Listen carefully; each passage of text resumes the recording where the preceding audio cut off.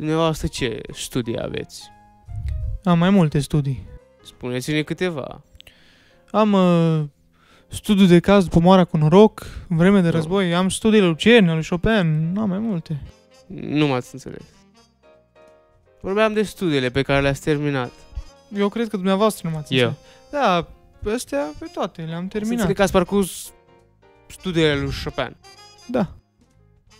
Și ce pasaj v-a plăcut cel mai mult? Notele de subsol.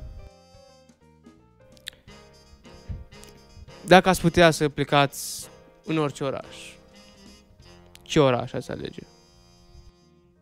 Cred că ar fi Parisul. Parisul. Ador canțonetele italiene care se cântă pe Sena.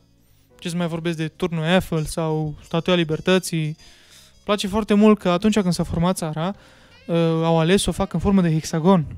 Asta e extraordinar. Extraordinar. Care credeți că sunt calitățile dumneavoastră? Cel mai important. Cred că sunt un bun ascultător. De ce credeți asta? Nu obosesc niciodată să ascult cum se ceartă vecinii mei, nu ratez nicio bârfă, fie ea despre cunoscut sau nu. Mai departe, cred că sunt un bun partener de conversație. Adică Am observat că de fiecare dată vorbesc cu persoane cu care n-am mai discutat niciodată. Da. Cum ați descrie-o pe soția dumneavoastră? Soția mea este o persoană foarte specială.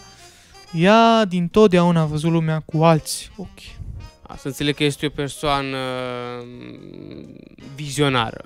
Nu. Soția mea are dioptrii foarte mari și fără ochelari nu vede mai nimic. Da? Și moștenește asta de la părinți?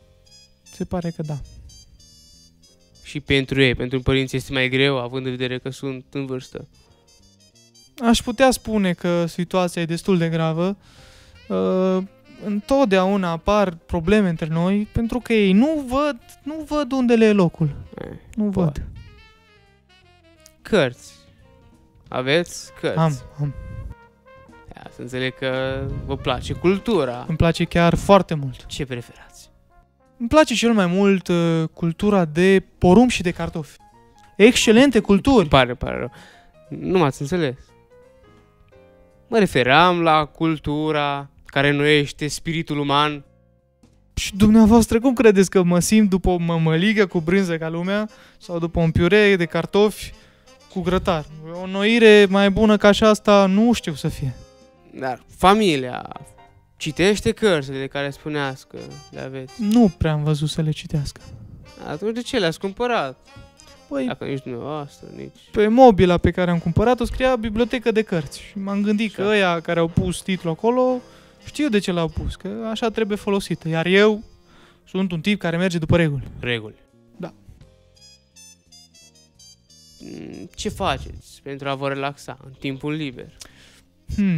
Îmi place să mă dau cu bicicleta. Sunt o persoană activă. Să înțeleg că vă place aerul liber, vă plac să vă bălăciți în razele soarelui. Nu. Vă taia vântul. Am o bicicletă eliptică pe care o țin la demisol. Dar când nu mă dau cu bicicleta, îmi place să mă uit la filme de acțiune, cât mai dramatice. Scena mea preferată e când are loc o crimă de asta, fără scrupule. De ce preferați o scenă atât de dură? Sincer, nu prea îmi plac scrupulele. Am impresia că sunt niște chestii așa gelatinoase, am scârboase, nu-mi plac.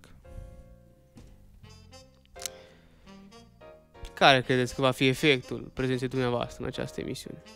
Cred că lumea o să-mi ceară autografe când mă va întâlni pe stradă. Și ce o să faceți? Simplu. Nu o să dau niciunul. Mi se pare inutil să dau un lucru cuiva care oricum se dă în automat, nu? Mulțumim că ați urmărit această emisiune cu invitatul nostru deosebit, Marcu Frankenstein.